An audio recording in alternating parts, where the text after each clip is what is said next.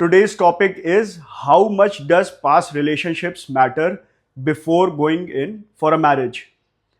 तो आज की डेट में हमें पता है कि for most of the people सबके एक आध रिलेशनशिप रहे हैं मैरिज के पहले।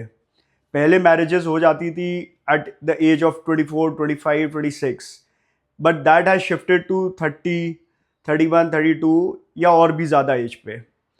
तो एक नेचर के अकॉर्डिंग सबकी रिलेशनशिप्स की टेंडेंसी रहती है एंड शादी से पहले एक दो रिलेशनशिप सबके होते हैं।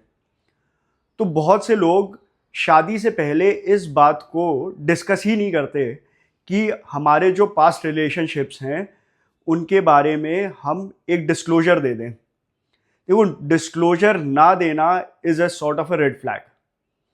You have to come clean, you have to be straightforward. और अगर आपका पुराने रिलेशनशिप से आप कोई लेना देना नहीं रह गया है, then it should be very much okay to discuss about it.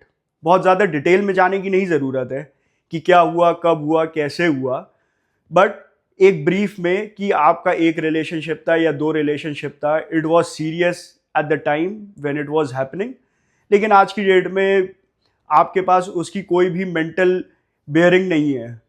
तो उस सेंस में यू हैव कम क्लीन, आपने अपनी बात को कन्वे कर दिया है। एंड सिमिलरली आप जिससे बात कर रहे हैं, अपने प्रॉस्पेक्ट पार्टनर से बात कर रहे हैं, तो उसका भी पॉइंट ऑफ व्यू क्या है, क्या उसके भी रिलेशनशिप्स रहे हैं, आप खुल के पूछिए। उस बात को ब्रश असाइड ना करिए। बहुत सारे लोग इस चीज़ को बहुत नेगेटिवली इसलिए देखते हैं कि अगर हमने बता दिया कि हमारे पुराने रिलेशनशिप्स रहे हैं, तो सामने वाला अगर मेरे को पसंद है तो हो सकता है वो इस बात को एक्नॉलेज ना करे या इस बात को अच्छे से ना ले, एंड जो हमारा एक रिलेशन बनने वाला है या एक मैरिज का रिलेशन बन सकता है वो इस वजह से ना हो पाए। तो इस बात को वो छुपा देते हैं कि हमारा कोई रिलेशनशिप था। देखो, जो भी बात है वो इन टाइम बाहर आ जाएगी।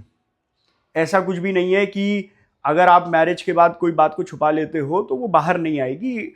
Very high probability, and even more so अगर आपके मन में जो आपके एक्सेस हैं या जो आपके रिलेशनशिप्स रहे हैं उनसे अभी भी आपके कम्युनिकेशंस बहुत ज़्यादा ओपन हैं, you can be very sure कि ये सब बातें जब बाद में बाहर आएंगी, it will be a disaster, it will be a toxic thing which has come to your life.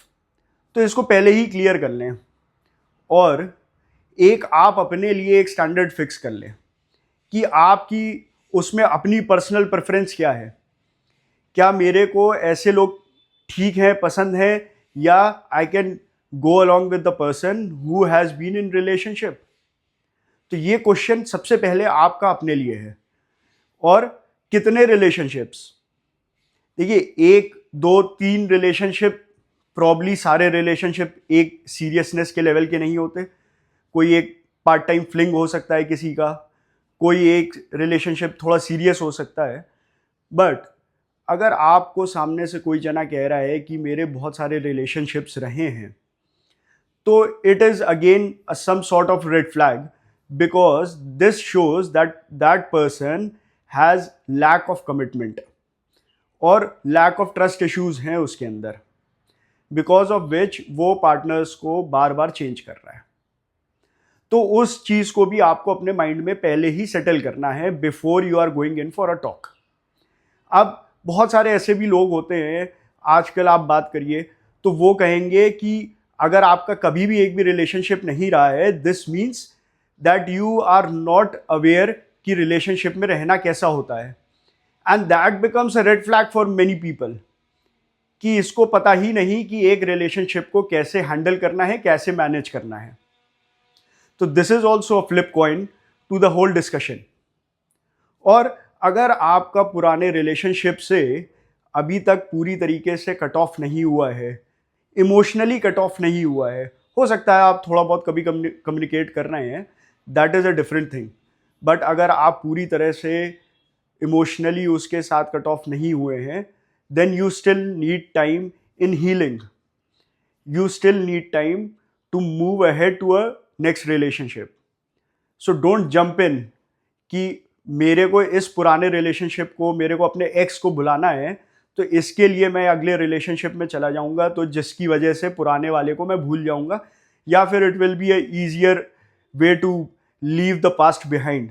C, nothing of that sort is going to happen. It is all going to bring lots of complications in your life. तो be very aware कि आप किससे बात कर रहे हैं और आप मोस्ट ऑफ ऑल खुद में क्या चाहते हैं. Thank you.